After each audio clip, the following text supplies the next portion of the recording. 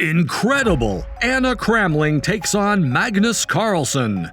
We all know Carlsen as the world champion. Imagine a chess player who holds a record of winning 125 games continuously. But what happens when the Norwegian world champion is pitted against a new player from Sweden? Before we continue with our video, if you like this video, remember to click that like button and subscribe to our channel to get updates on more such videos. Anna Cramling is the bestowed daughter of Pia Cramling and Juan Manuel Bellon Lopez, both chess masters. She is a player with an excellent reputation as she got the Woman Fighting Queen title. However, her biggest asset is her ability to become a social media influencer, garnering millions of views across several channels. She has been renowned for reviving chess mania in many younger generations. Finally, she challenged the Norwegian chess grandmaster to a 3-minute Blitz chess game, and Magnus happily accepted the proposal. Nonetheless, tensions were running high in both camps before the game, and as it was about to commence, Anna requested Carlsen to look at the camera and say hello. Carlsen gruffly refused the idea. Was he so out of his league that he couldn't even risk his concentration on a camera? The game had a quick and crisp beginning. Magnus decided to take his pawn to d4, an opening he has used numerous times across his stellar career. Anna, however, gave a sharp reply by developing her knight and controlling an essential central square. This prevented Magnus from following up with a pawn in the e4 square.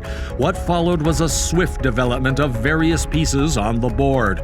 Both sides understood that a sneak attack on the opposing side would not work, as they needed to be warier of openings. Eventually, the game resembled a Catalan opening. A Catalan opening is one in which there are no chances of a direct attack on opposing areas. Instead, the players try to assume a strong position in the d4 squares to dominate play and pressure the queen's side.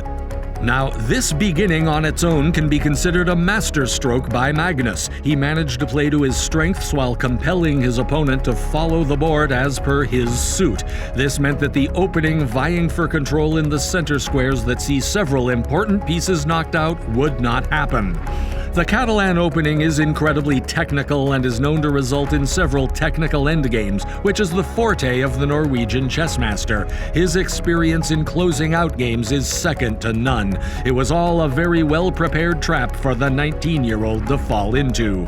Once the powers were in position, Anna was the first to do some good by forwarding her dark bishop to the b4 square to deliver her first check on Magnus. Magnus took the opportunity to develop his knight by shifting it to the c3 position and simultaneously blocking off Anna's bishop. This block was advantageous to Anna as it meant his knight was pinned in position as the bishop threatened his king. For Anna, it meant an additional opportunity to attack a pawn that Magnus could not support. Lead Anna. However, on a lighter note, Anna seemed very confused after that and commented that she was weak in technical games. Magnus joked that the game needed to be more theoretical. Despite being slightly on the back foot, Magnus was not too worried about the game. Perhaps he had rightly guessed his opponent's limits and was no longer concerned as to the direction of the game. His ability to foster a technical match meant that he was in his home zone and that Anna was playing in the palm of his hands. If you love watching videos like this one, remember to like the video and also smash that subscribe button with all your might. Anna eventually decided to move her knight to d5. This meant that two powers were now threatening the pinned knight. Additionally, Anna had taken hold of the strategically important square of d5. This meant that if the game were allowed to proceed in the way it was going, Magnus would lose a rook after all trades were suitably meted out. However, things are challenging when you're up against the world champion, considered the greatest chess player in the history of the world. Magnus developed his black bishop by using it to support the pinned knight. The power balance was now equalized, and Anna was no longer winning anything from the trades. The front was successfully stabilized without any bloodshed, and both sides did a castling to protect their king. Anna decided it was time for the more extensive powers to make their mark, so she moved her pawn to c3, allowing her an opening to activate her queen. This, however, allowed Carlsen to move his pawn to e4, allowing him him to threaten a knight. Not willing to retreat with her knight, she settled for a fair trade of her knight with the one at the pinned position of c3. Even though the trade was equal on paper, it was a bit to the disadvantage of Anna, as she had to give up a strategically superior position. Magnus took her knight out with his pawn and threatened her bishop. Anna was forced to bring her bishop back to her side of the board. At that juncture, things were in favor of the Norwegian. He had cleared up the malicious deadlock and dislodged Anna from an advantageous position. He was slowly gaining dominance over the gameplay and even begun controlling the game. That made him joke again that it was all going too well for him to comprehend. Anna then decided to take her pawn to e5. Magnus countered by moving his dark bishop to a position to support the instrument. The opening in the center allowed Anna to move her light bishop to a convenient square from where she could threaten the knight and the rook in the back line. It was here that Carlsen proved why he was the world chess champion. His next move can be described as a sheer masterstroke. He moved his knight to b7, from where he managed to escape the bishop and threatened a rook. Anna had to rescue her rook, allowing Magnus to push one pawn forward, threatening the bishop that kick-started the incident.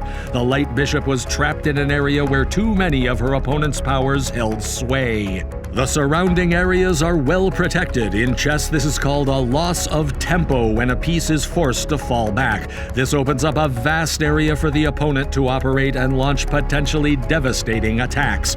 A few moves later, the match saw an extraordinary spectacle.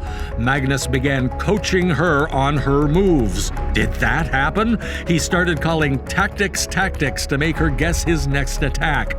The coaching proved futile, as Anna needed to capitalize on the hints. Magnus was waiting for her knight to move to d5. The game was slowly approaching its end. Anna was badly trapped and on her back foot, playing wrong moves and unable to capitalize on the few openings she had managed to make. Eventually, she moved her knight to the back line of Magnus and with the bishop's support managed to threaten a rook. Magnus liked the trade and launched an attack in her backline, taking out a rook. The rook exchange allowed him to move his king to safety. The technical ending was punishing Anna, as Magnus slowly began dominating the play. Finally, he got just the move he was looking for. He lined up his two bishops diagonally, so the king was trapped.